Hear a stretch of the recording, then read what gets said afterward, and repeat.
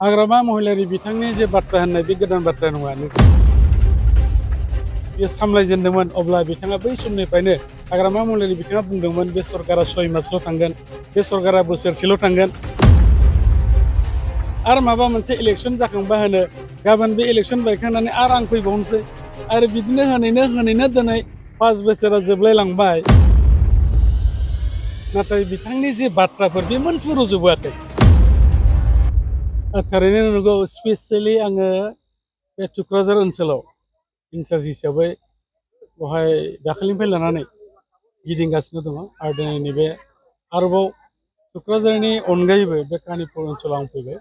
आं दिनै गोबां जायगायाव गिदिंदों, रायजो राजाफोरजों सावरायदों, मिल मिटिं खालामनाय जाबाय आरो बे बिथिङै आं नोजोर होनानै नुबाय जे थारैनो रायजो राजाफ्रा आथिखालाव जे सरकार दङ बे सरकारजोंनो थाफानानै बिथांमोनहा भट होनो थाखाय दिनै आवगायबाय आरो आं मिजिंथिदों जेरै बिथांमोनहा गिबि खेबावहाय जयन्त बसुमतारी बिथांखौ MLA आव गोबां भट होनानै देरहासार खालामनो हादों।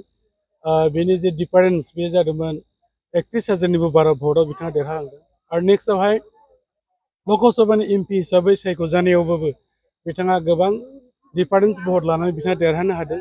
आरो नैबे समाव जिहेतुके बे मोनसे बाइ इलेक्सन आरो बे बाइ इलेक्सना आसाम सरकारखौबो चेन्ज खालामनो हाया, बरन्स BTR सरकारबो चेन्ज जाया।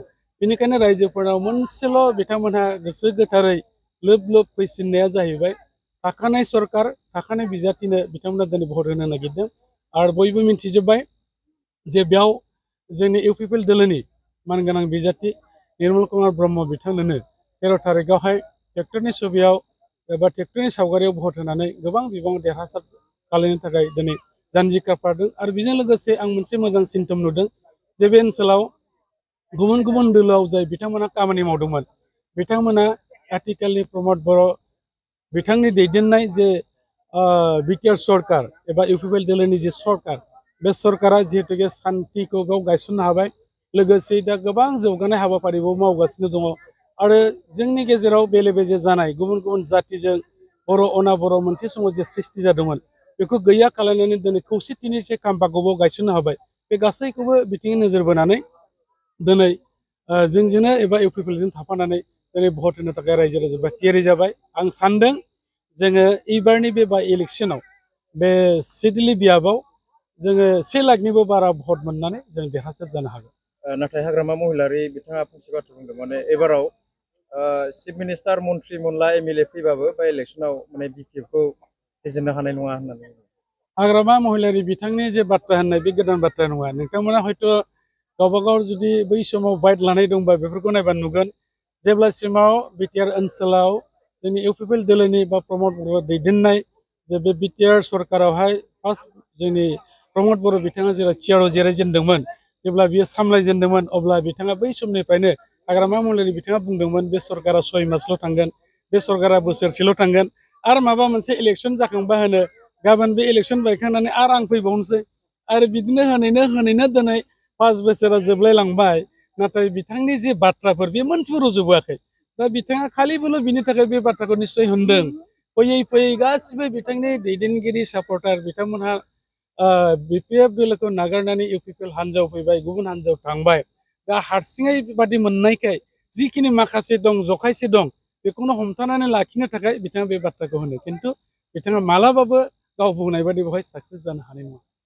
जिहेतु NDN एलायन्स नोंथांमोनजों नैबे SGP आरो BJPनि दैदेनगिरिफोरखौ दासिम नुनो हाया। बे थारैनो नंगौ, नोंथांमोना निस्सय नुदों जोङो इन्डिया एलायन्स दङ आरो नुनो मोनाखै होननाया बे बांद्राय खाबजाथावना जायाखै। अलरेडि मिनिस्टार बिथांमोनहा गिदिंगासिनो दङ।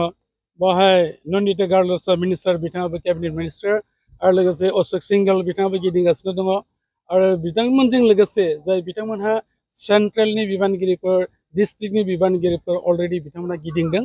दा बेनिखायनो आं सानो बेवहाय सोरबा फैदों सोरबा फैयाखै नङा, गासिबो जोङो NDL दैदेनगिरि हिसाबै ज' ज'यै जों खामानि मावदों आरो नोंथांमोना निस्सय खबरखौ मोनबाय जे 6 थारिखआव बेवहाय बेंटलाव गिदिरथार मोनसे मेल खुंनाय जागोन, जे जायगायाव जोंनि आसामनि CM बिथाङा बाव नुजाफैगोन। जुजिनाया सोरजों जागोन? जुजिनाय होननानै बुङोब्ला बेवहाय फिल्डआव जाय बिथांमोना नामायदों गासिबो जिहेतुके बादायारि हिसाबैबो नामायो, नाथाय जोंनि खाथियाव थानानै जुजिनो हानाय दिनैनि थारिखआव बे जिहेतुके दा मोनथामल' दोलो बेवहाय जुजिलायनाय जागोन खिन्थु बे मोनथाम दोलोनि गेजेराव बे मोननैबो दोलोआबो जोंनि खाथियाव फैनो हानाय रोखोमै जुजिनो बिथांमोना हानाय नङा।